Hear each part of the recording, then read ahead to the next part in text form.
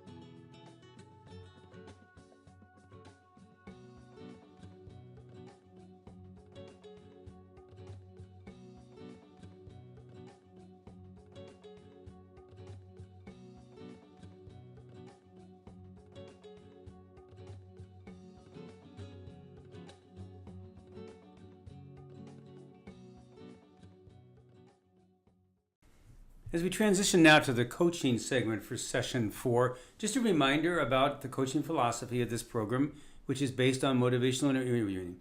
We showed this slide before, but it's always good to get a little refresher. Remember that there is no advice, no fixing. This is true not just for you as a facilitator, but for the other teams as well. We want to ask open-ended questions. Remember, open-ended questions are ones that cannot be answered with yes and no, and that the teen is the expert on their own change, on deciding what they want to focus on, and then what next steps they want to create. We are not there to prescribe the change. We are there to help evoke it from within the teen. Now, it is normal, and motivational interviewing talks a lot about the decisional balance, and that ambivalence is normal. And here's a great visual of what ambivalence and the decisional balance can look like. It shows a person standing on a teeter-totter, leaning towards yes, leaning towards no, leaning towards making the decision, having the hard conversation, changing the friend group, changing a habit, changing any kind of habit related to their diet, their exercise, their study habits, anything, and then leaning back from it. Again, who amongst us as adults cannot relate to this? That if you've ever tried to lose 10 pounds or you tried to start an exercise program or change your eating habits, you lean towards it and then you lean back. In some counseling and coaching programs, they use, instead of the word ambivalence, they use the word resistance. We don't like that word because resistance creates this adversarial relationship between the facilitator and the person being facilitated. So the decisional balance and focusing on ambivalence, I think, is much more strengths-based, much more normal. So just a few key concepts there. And we may have mentioned this in passing earlier, but Bill Matulich is a great motivational interviewing training. He has a wonderful video on his website, which is motivationalinterviewingonline.com.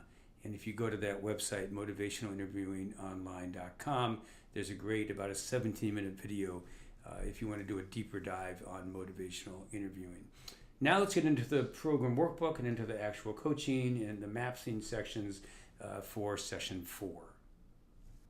So now we're looking at page 18. Remember, we always look back in the first part of the coaching. So we're looking back at the map that they created towards the end of session 3 for use between sessions 3 and 4. And then we want to get a check-in on the area that they were working on, if it's the same area. Or remember, we talked last time they can switch areas, and then where they are, and then if they, whatever next step they set this past week, how did it go?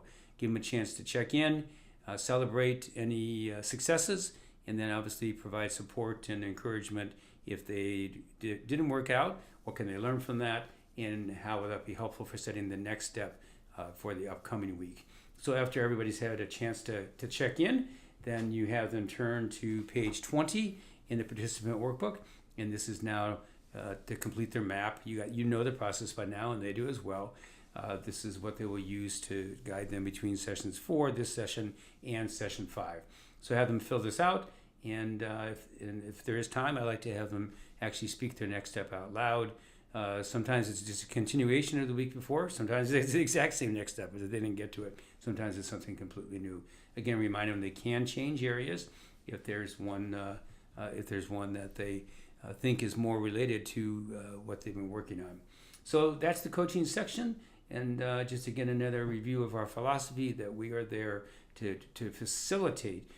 Facilitate means to make easy for them to discern and design their own change process and encourage them along the way. So here on page 55, we see we have 10 minutes for the journaling and for the closing. As you know by now, that's a little bit of a flex time depending on how the conversation is going. And if nothing else, we'd just like to have them pause and say, what's one takeaway? What's one thing you're going to remember from this conversation, this session tonight? It could be something from the lesson. It could be something from someone shared, something from their own learning, their own next step. I always like to do something like that. Again, send them out with some real sense of encouragement and job well done, and let them know you'll be sending out some kind of a summary of the lesson, as well as certainly an alert for when the next session is to come, and that they just have 2 more sessions to go in their teen wellness circle. And as usual, now we recap and summarize everything we've learned here on how to facilitate session 4 with a short whiteboard animated video.